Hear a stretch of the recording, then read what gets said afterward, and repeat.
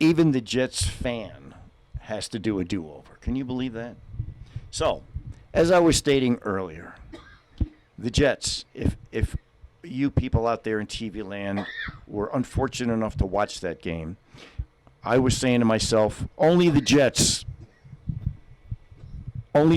could possibly embarrass themselves the way they did in that game. The Jets, of course, had 6 turnovers, 4 of which were interceptions. As I stated earlier, we obviously have a quarterback that's colorblind. We had a fumble, again by the quarterback.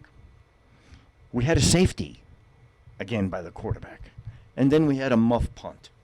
This was just a spectacular debacle that even a high school team would be embarrassed. So, as I stated, the Jets have no hope now, no hope in the future, and all they can shoot for now is a high draft choice, which again they'll probably blow because for whatever reason they can't even choose good draft choices. So, with that, and my critique of my unfortunate team, the Dolores County DCTV 4-H evening news program for October 22nd, 2019. Camera person is Tanner. Video and sound engineer Lynn. Teleprompter and prompter Myra. News anchor is Aubrey. Meteorologist is Hannah. And Sativa. I'm sorry, Sativa is also on camera. And this is your news director and woeful Jets fan, Dan, and now the news. To the DCTV 4-H Kids Evening News Show. Help us keep our news show on the air by becoming a sponsor. You can buy a sponsorship by calling 970-677-4119. That's 970-677-4119. Now for the news. Hi, I'm Aubrey, and our first story is from the Durango Herald. Durango School District 9R is asking parents, students, staff, and community members to weigh in our new school security measures, such as arming school security guards, paying for school resource officers, and other measures via online survey. The survey went up on the district's website Friday and will be open until November 1st, said 9R spokeswoman Julie Pop. As of Monday, the survey had received more than 500 responses, she said. The 9R school board plans to take the survey into account before voting on whether to arm school security officers in November. Board members have said previously, the board has also held 2 communities forums to seek feedback on school security, and it is examining outside research. The survey asked 10 questions, including, do you approve of Durango School District 9R employing armed school security specialists in the school who were former police officers, are highly trained in firearm used, and meet the requirements outlined above? An armed security guard would be required to have 5 years of experience in law enforcement, and the guard would continue to train as a law enforcement officer, according to the survey. The survey also asked residents whether the district should pay for additional school resource officers, which would be employed by the Durango Police Department. Brett Metz, a parent, said after attending a 9R forum about school security, he came to support arming security guards in schools because he had not been present with another viable solution for keeping students safe. This story is from the Durango Herald. Gary Sinise Foundation donates smart homes to veteran in Bayfield. The Gary Sinise Foundation is holding a Walls of Honor event Wednesday in Bayfield to mark the halfway point in the progress of donating a smart home to a veteran, Matthew Slaton. The Gary Sinise Resortation Independent Supporting Empowerment Program with other donors has built and donated smart homes around the country to veterans seriously injured during service. The homes are adapted to fit the specific needs of their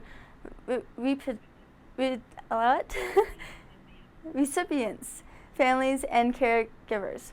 Retired U.S. Air Force Tech Sergeant Sladen will move into the smart home when it is fully constructed.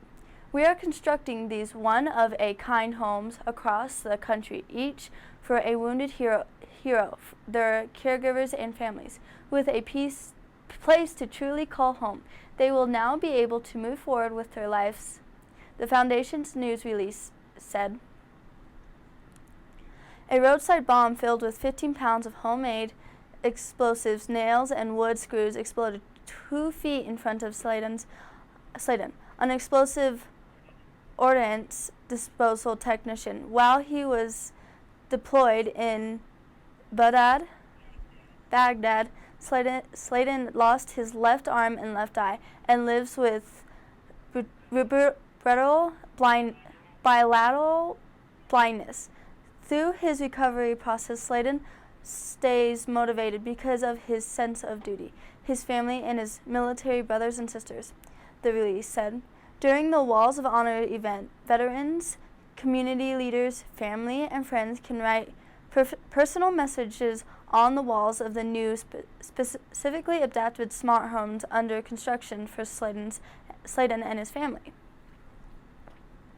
This story is from the Journal. This is the viewpoint of the Journal's readers. Our program director feels much the same. I have had enough of these smartphones. What do distracting living, because it was so much worse than just driving, fake news, and squirrels have in common? Well, I disagree. I digress. In the 1960s, it was said that we were ruled by television, and I'm sure that your attention span lets you pass the next few words. You will acknowledge that we are now controlled by a small handheld device. Our behavior, habits, expectations, daydreams, and even our successful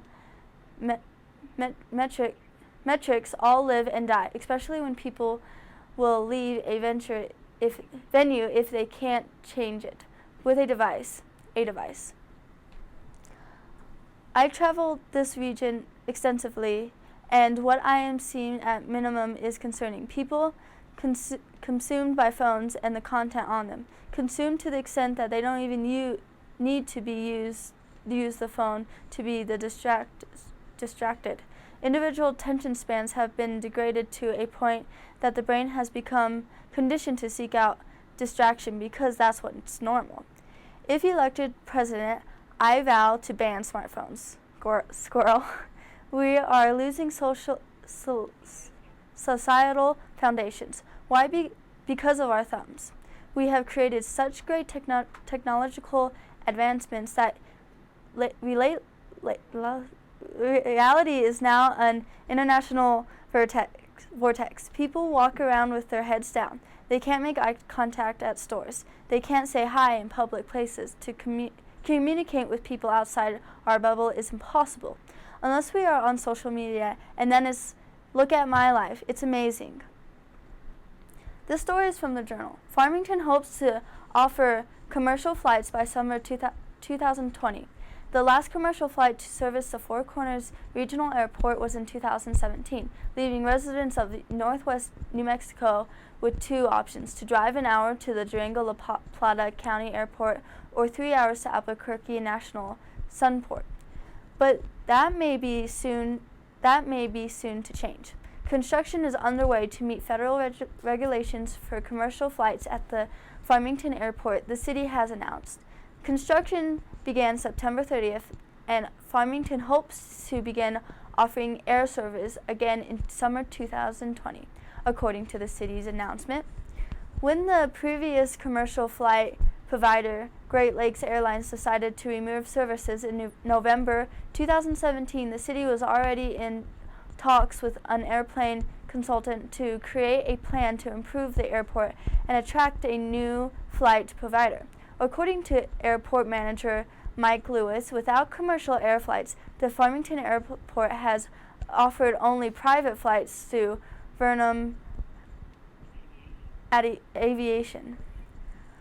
Farmington, the city which owns and operates the airport, secured a $3.45 million grant from the Federal Aviation Administration to extend the runway, repaint the airfield, and install fog sealing to extend the life of the runway. The FFA awarded an additional $850,000 grant to help keep market to new service to the surrounding community, Lewis said. Farmington City Manager Rob Myers said that the airport will be brought back into regional relevance through the improvements the Farmington and Durango communities and our entire region benefit when air travels have options that result in lower airfares due to airlines competing for customers, Myers said in the written statement. Lewis said the region has a long history of aviation, with Monarch Airlines introducing flights to Albuquerque and in Denver in 1947. Weird news from the internet's weird news. On Tuesday night, February 22nd, a 25-year-old woman was shot while she was sleeping at her West Plateau Drive home located in Jacksonville, Florida. Her boyfriend claims that his dog, named Diesel, accidentally shot her. The boyfriend told Jackson Sheriff's Office that Diesel woke him up from his sleep. The boyfriend decided to take him outside. As the man made it outside the room, the dog ran back into the dark bedroom. As the man walked back into the bedroom, the room lit up with a flash and a loud bang was heard. The man states that the dog must have jumped onto the nightstand where his gun was placed, and the gun went off. The bullet struck his girlfriend in the leg while she was asleep. The boyfriend wrapped a towel around her leg to stop the bleeding. The girlfriend claims to have not seen what had happened as she was sleeping. Nobody was charged after the shooting. Now for our weather report with Hannah. Our current weather data comes from the DCTV weather station located in the beautiful downtown Dove Creek. The current temperature is 54 degrees. The high for today was 56 degrees. The low was 31 degrees. The barometer is at 30.19 inches and is falling. Humidity is at 35%. Wind is between 1 and 8 miles per hour from the southeast. Gusts have been up to 28 miles per hour. There were 0.0 inch of moisture today in DCTV weather station. Moisture for the month is 0.0 of an inch. Moisture accumulation for the year is 10.23 inches. Now for the National Weather Service. Here's the big map. Still falling in Washington and Oregon. Mixed precipitation begins in Iowa and Montana and travels northeast into Wisconsin. More rain is coming down in Wisconsin and Michigan. Rain with the chance of severe thunderstorms begins in Ohio and dips down into Pennsylvania, then back up into New Hampshire, where it continues south along the coast to end in Georgia and Florida. This yellow shading over North Carolina indicates an ever greater possibility of severe thunderstorms. Just plain rain takes up New York and goes into Maine. Now for our exclusive DCTV 5-day forecast. Wednesday, mostly sunny, high 59, low 27. Thursday, mostly sunny, high 49, low 27. Friday, mostly sunny, high 58, low 31. Saturday, it's sunny, high 62, low 33. Sunday, mostly sunny, high 61, low 31. Now for our climate change report. CO2 carbon monoxide is considered a greenhouse gas and is one of the principal causes of climate change. CO2 traps heat in the atmosphere, which causes climate instability. This results in significant variations worldwide in moisture and hot and cold temperatures, but the general climate trend of the planet is slowly warming. Therefore, it is important that we report the CO2 weekly change. The following are the CO2 numbers in parts per million. Last week, 408.62. 2 weeks ago, 408.39. Last year, 405.99. 10 years ago, 384.45. 50 years ago, 321.78. Thank you, Dr. Peter Tansen, National Oceanographic and Atmospheric Administration, and Michael McGee of the CO2.Earth Network for providing this information. Remember, you can help keep our Kids News Show on air by buying a sponsorship. To become a sponsor, just call 970-677-4119. That's 970-677-4119. Thank you. Now back to our news director. And that's the end of today's DCTV 4-H Evening News Show. This is your news director, Dan, saying good night and thank you for watching.